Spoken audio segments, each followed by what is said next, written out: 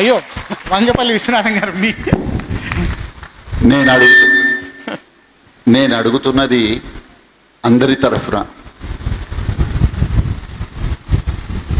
జీవితం ఎలా జీవించాలి?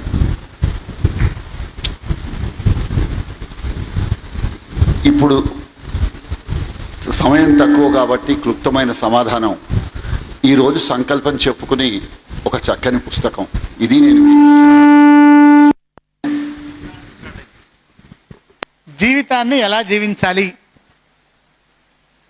మీ ప్రశ్న అడగగానే నాకు గుర్తొచ్చింది బుచ్చిబాబు నవల గుర్తొచ్చిందండి. చివరకు మిగిలేది ఇదే ప్రశ్నతో ఆ నవలంతా సాగుతుంది. అందులో ఉన్న కథానాయకి ఒక కవర్ ఇస్తుంది. ఈ కవరు చిట్ట చివరికి నువ్వు ఓపెన్ చేసి చూడు, జీవితం అంటే ఏమిటో తెలుస్తుంది అంటుంది. కథ అంతా చెప్పను